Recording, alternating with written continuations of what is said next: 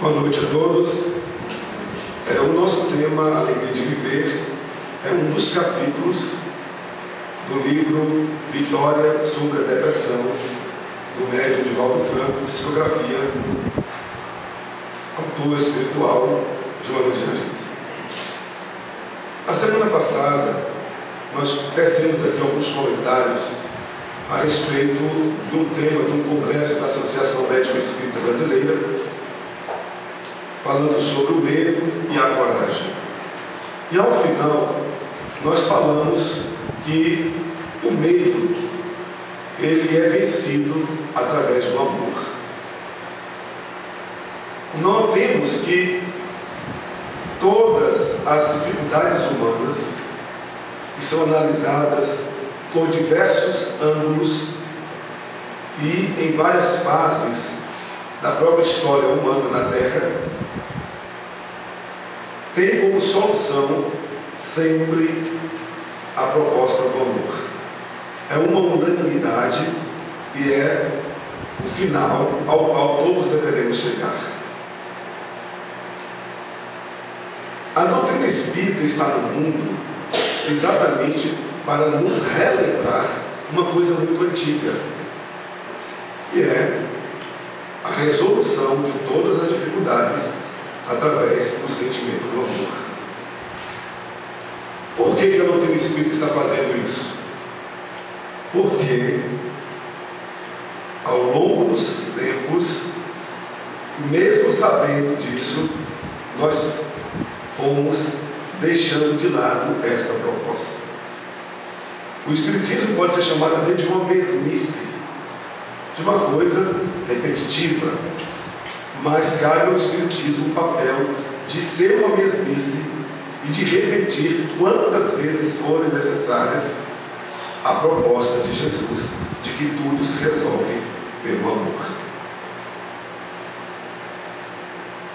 Nós temos estudos fabulosos anotando as dificuldades do ser humano e as doenças que vão surgindo, físicas, morais e emocionais,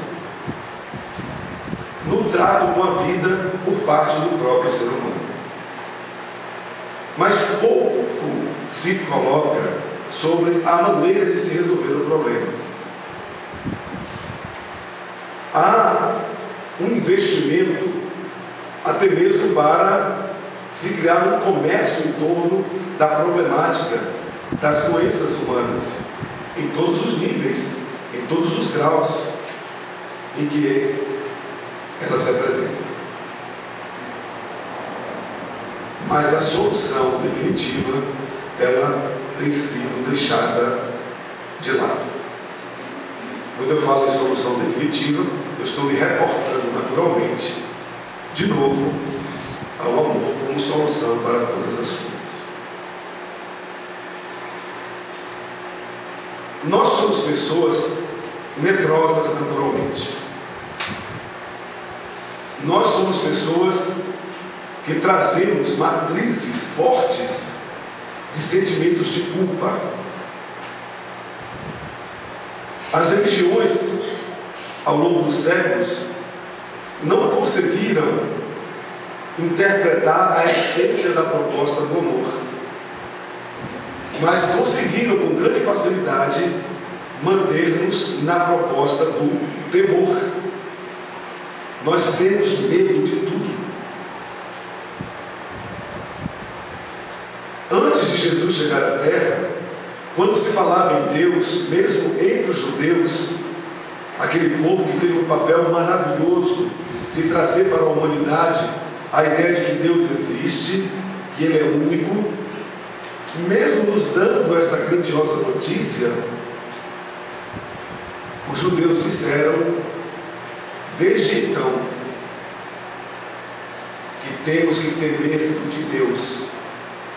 Nós falamos aqui dos medos que são desenvolvidos na nossa infância, quando os nossos pais, os nossos educadores, quando nós mesmos, na condição de educadores, falamos para as nossas crianças: não faça isso porque o bicho-papão vai lhe pegar, Não faça isso porque o velho do saco vai lhe pegar.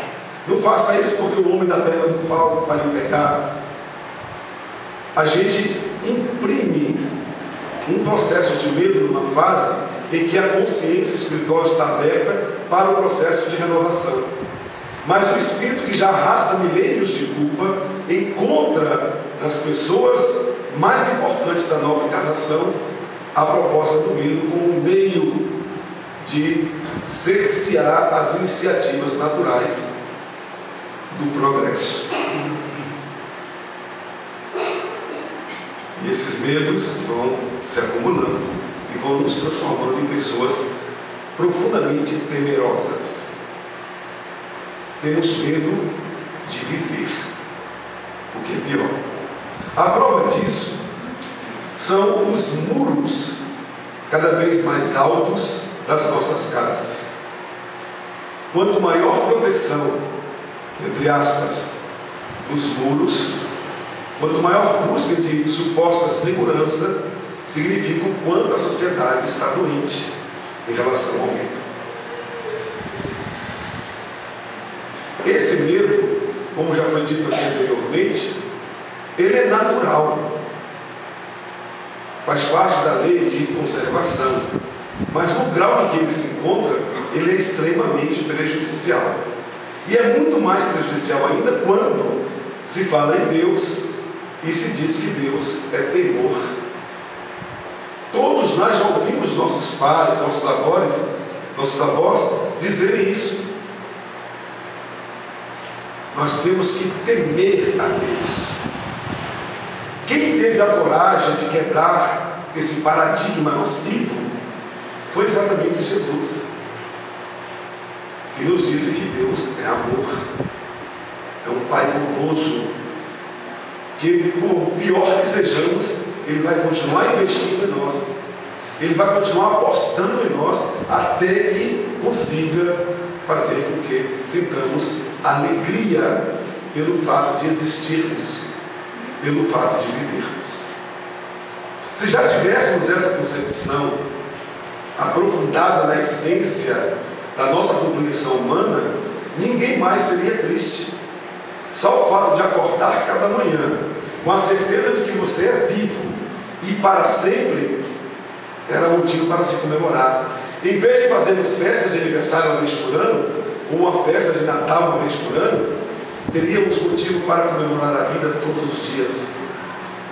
Ter a alegria de acordar cada dia e a alegria de dormir cada dia, dentro da certeza de que não apenas somos seres vivos, mas somos seres eternos e estamos caminhando para a perfeição, que seria a compreensão plena da existência e a eliminação de todos os sintomas que possam ser os causadores de qualquer sintoma de infelicidade. O Espiritismo vem trabalhando muito esse tema porque, na atualidade, sem querermos afetar a ninguém, o material trazido pelos espíritos superiores, contido nas 5 obras básicas apresentadas por Allan Kardec ao mundo, desde o ano de 1857, no dia 18 de abril em diante. Esse material é suficiente para nos retirar os medos acumulados, as incertezas e até a incredulidade.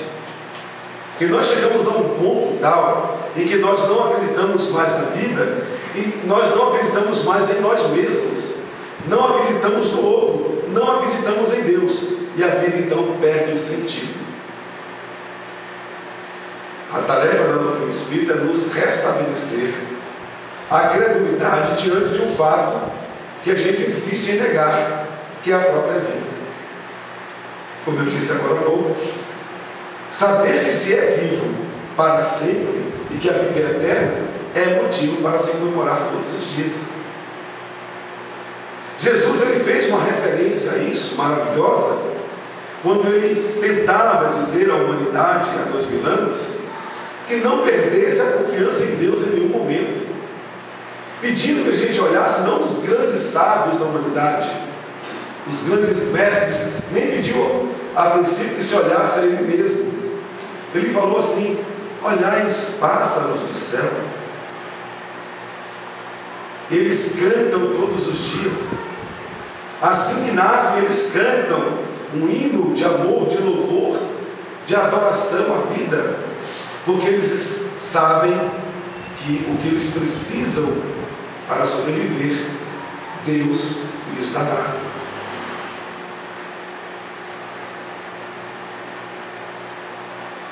A nossa alegria de viver está comprometida, sim.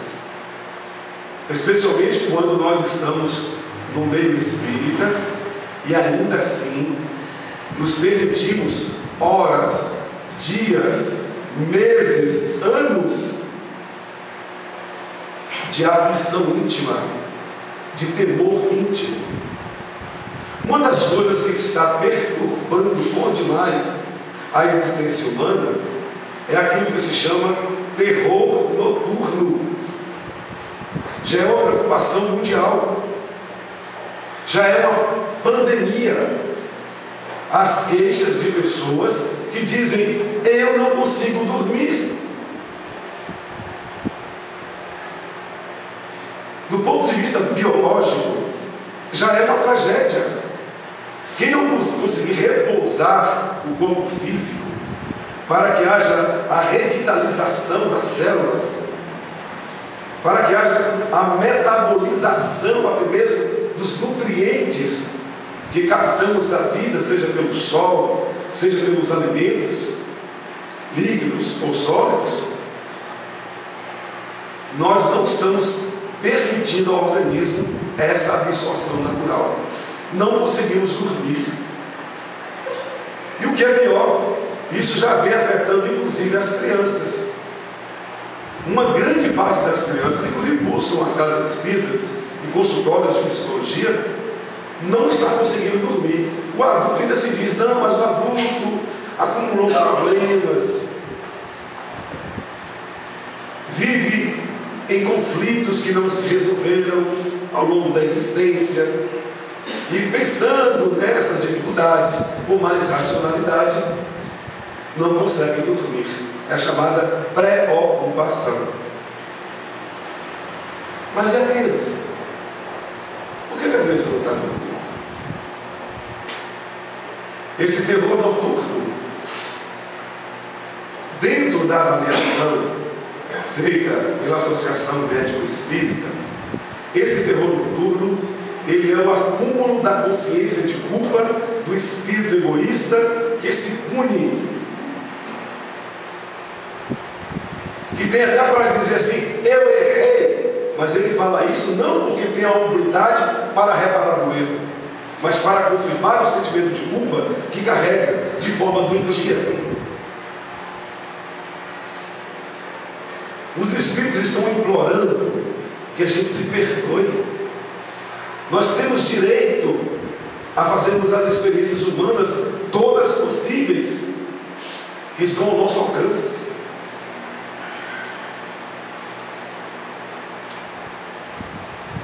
Quando uma criança está muito quieta, quando ela para de mexer nas coisas,